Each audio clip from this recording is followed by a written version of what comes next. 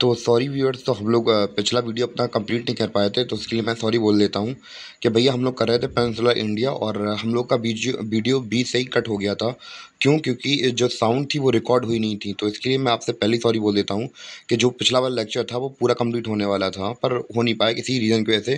क्योंकि मेरा mic open, यहाँ पे थोड़ी माइक में टेक्निकल एरर हो गई थी, इस वजह से हम लोग दोबारा से इस वीडियो को स्टार्ट कर रहे हैं। तो भैया दोबारा से नहीं, मतलब जहाँ तक हो गया था, तो हमारा यहाँ तक हमने कहाँ तक कंप्लीट कर लिया था, हम लोगों ने धुआंधार फॉल के बारे में पढ़ लिया था। तो इसी के आगे से हम लोग कंटिन्यू करेंगे अपना लेक्चर। और हाँ, जो लोग अभी ये पहला वीडियो देख रहे हैं तो पहले प्लीज़ ये वाला वीडियो मत देखना। चैनल की प्लेलिस्ट में ज्योग्राफी के इससे पहले के लेक्चर डले हैं, तो ये कंटिन्यू सीरीज़ में चल रही है। पहले हम लोग कर रहे थे पेनिनसुलर इंडिया के लेक्चर्स, और काफ़ी लेक्चर्स हम लोग कंप्लीट कर भी चुके हैं। तो प्लीज़ बीच से मत देखिए, क्योंकि बीच से समझ में नहीं आएगा, तो स्टार्टिंग से देखना तो बढ़िया रहेगा, समझ में आ जाएगा। और पिछले लेक्चर हम लोगों का थोड़ा ख़राब हो गया था, क्योंकि हम लोगों ने धुआंधार फॉल के बाद मेरी रिकॉर्डिंग बंद हो गई थी, इस वजह से थोड़ी प्रॉब्लम हो गई थी। तो धुआंधार फॉल के बारे में फिर से डिस्कशन कर लेते हैं कि भैया धुआंधार फॉल हमारा क्या है। पहले मैं पिक्चर दिखा दूँ आपको कि ये रही हमारी धुआंधार फॉल की पिक्चर। और ये धुआंधार फॉल, कोई आग वगैरह नहीं निकलती है यहाँ पे। होता ये है कि जो नैरो एरिया होता है, तो भैया स्टीम से पानी आता है, तो वो जो छोटी छोटी बूंदें होती हैं फैल जाती हैं, तो धुआं जैसी लगने लगती हैं। तो धुआंधार फॉल है कहाँ पे, इसकी लोकेशन देख लेते हैं हम लोग। तो लोकेशन आपको ये दिख रही होगी, तो भैया यहाँ नर्मदा से निकली है, यहाँ पे आप लोग दिख रहा होगा। तो यहाँ पे एमपी में जबलपुर नाम की जगह है, जबलपुर के पास में भेड़ा घाट है, वहाँ पे ये धुआंधार हमारा वाटरफॉल है। इतना क्लियर हो गया आपको? सॉरी फॉर दैट कि पिछला वीडियो थोड़ा लेक्चर थोड़ा डिस्टर्ब हो गया था, उसके लिए मैं पहले ही सॉरी बोल देता हूँ। और चौथा कौन सा है, तो भैया जैसे ही आपको नर्मदा रिवर दिख रही होगी, तो यहाँ से अमरकंटक से हमारी ओरिजिनेट हुई, और अमरकंटक चोटी से, और कहाँ चली जाती है, गुजरात चली जाती है। गुजरात जानते जाते यहाँ पे आप लोगों को पर्पल रंग से यहाँ पे एक शहर दिख रहा होगा, ये एरिया दिख रहा होगा गुजरात के पास में, तो ये भरूच शहर है। भरूच शहर कहाँ बसा हुआ है, इस नर्मदा नदी के किनारे बसा हुआ है। तो भैया जैसे ही गुजरात के अंदर ये ड्रेन होने वाली होती है, तो वहीं पास ही में भरूच शहर है, उसी के किनारे पे बसा हुआ है। यानी कि चौथा पॉइंट हमारा क्या है, भरूच सिटी नर्मदा के किनारे बसी हुई है। चौथा पॉइंट हमारा कंप्लीट हो गया। अब पांचवें पॉइंट के बारे में बात करते हैं, सरदार सरोवर डैम। सरदार सरोवर डैम भैया कहाँ बना है, तो भैया आते हैं अपनी लोकेशन पर। भैया ये यहाँ से हमारी नर्मदा नगर बह के आई, बह के आई, बह के आई, जैसे ही गुजरात में जाएगी, तो गुजरात में नर्मदा जिला पड़ता है, तो उसी के पास में हमारा सरदार सरोवर डैम बना हुआ है।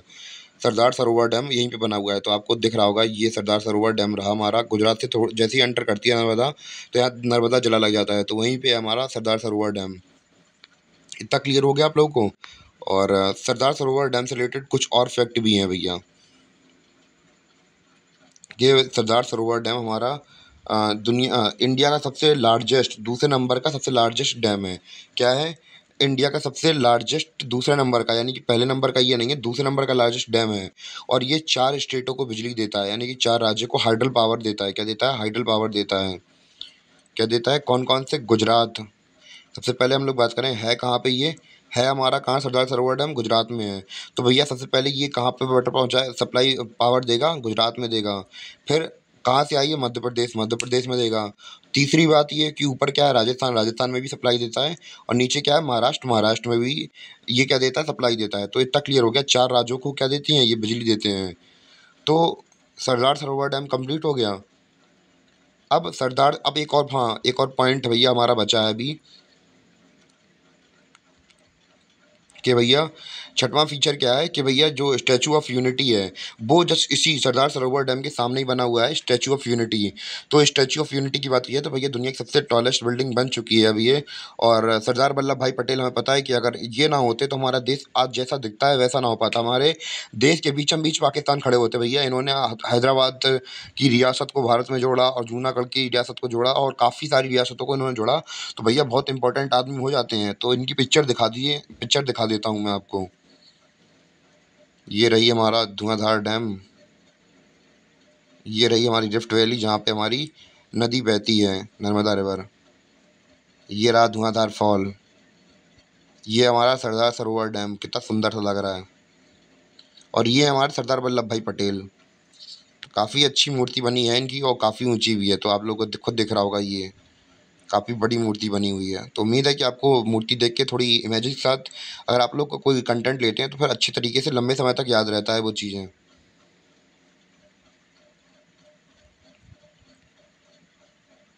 हाँ, तो 5 छठवां फैक्ट भी हमने अपना कंप्लीट कर लिया था। और इस स्टैच्यू ऑफ यूनिटी के बारे में कुछ फैक्ट हैं भैया, यहाँ पे थोड़ा गलत लिखा है, 2018 में नहीं बनी थी, ये 2017 में बनी थी, ये हमारी statue of unity.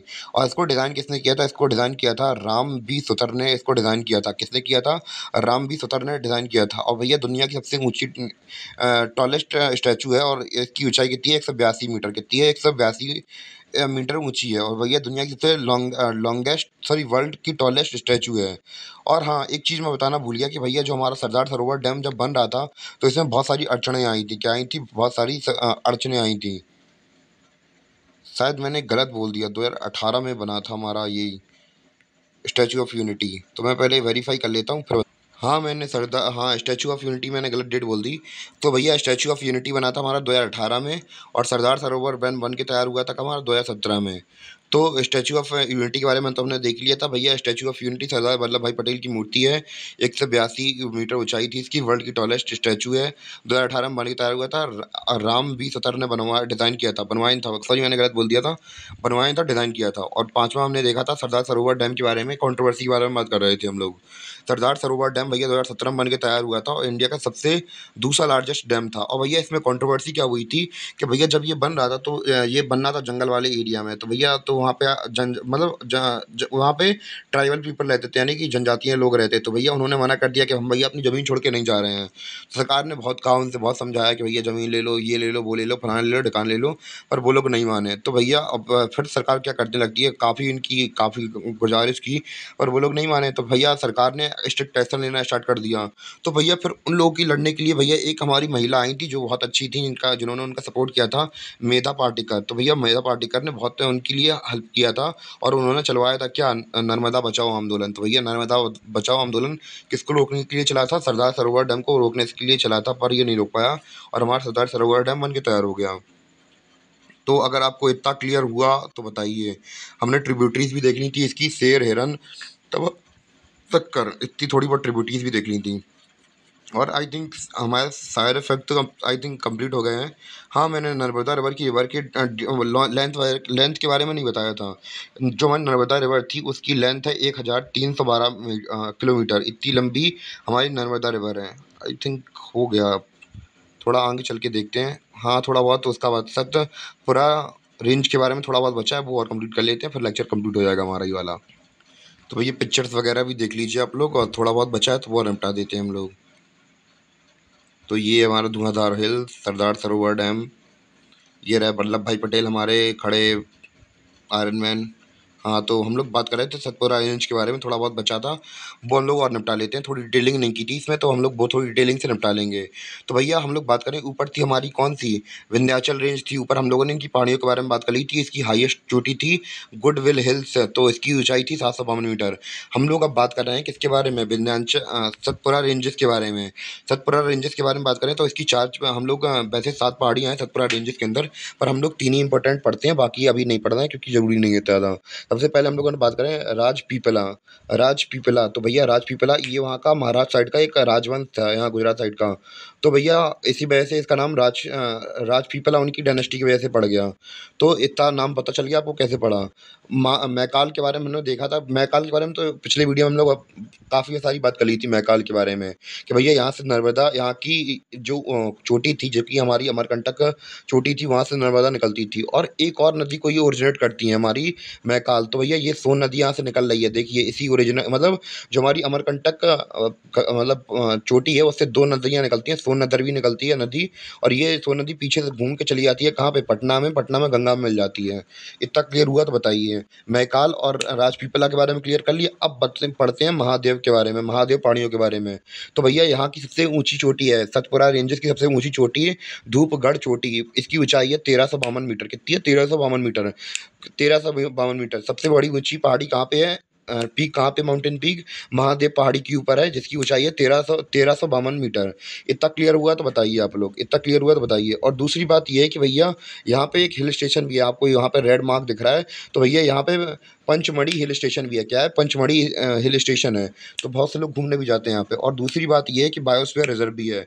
Biosphere reserve क्या होता है कि सरकार क्या करवाती है, बहुत सारे ऐसी एरिया को रिजर्व कर देती है जहाँ पे कुछ एनिमल्स या फिर कुछ प्लांट की स्पीसीज जो कि बहुत खतरे में होती हैं, उनको बचाने के लिए सरकार उन स्पीसीज़ को वहाँ पे रखवा देती है जहाँ पे ह्यूमन इंटरफेरेंस की थोड़ी कमी हो जाती है। तो उसी कॉन्सेप्ट पे हम लोग को बात करें तो नेशनल पार्क वगैरह हुई या फिर बायोस्फीयर रिजर्व हुए, वाइल्ड लाइफ सेंचुरी हुई, तो ये वैसे ही एरिया होते हैं जहाँ पे जो सरकार होती है वो प्लांट और एनिमल को सुरक्षा प्रोवाइड कराती है। तो इतना क्लियर हुआ तो बताइए आप लोग। और इसी के साथ हमारे लेक्चर की हुई अब अंत। मिलते हैं अपने अगले लेक्चर के साथ। उम्मीद है कि आपको समझ में आया हो। इस बार मैंने थोड़ा जल्दी निपटा दिया क्योंकि जैसे उसी के बाद बना रहा हूँ तो रिकॉर्डिंग से सब रट तो गया है, पर आप लोगों को रटाने में थोड़ी दिक्कत हो जाती है, इसलिए थोड़ा जल्दी जल्दी बोलना पड़ रहा है क्योंकि अगले लेक्चर के साथ हम लोग अपनी अच्छी प्रिपरेशन करके आएंगे। और मिलते हैं अपने अगले लेक्चर में। और हम लोग, हाँ, एक अनाउंसमेंट और कर दूं मैं कि एंशिएंट हिस्ट्री, मेडिवल हिस्ट्री और मॉडर्न हिस्ट्री पहले ही डल चुकी हैं, तो वो चिंता मत करिए। तो चैनल की प्लेलिस्ट में डलिए, जाइए विजिट कर लीजिए और अपना तैयारी कीजिए अपनी, और अच्छे नंबर लाइए अपने एग्जाम्स में। मिलते हैं अपने अगले वीडियो में।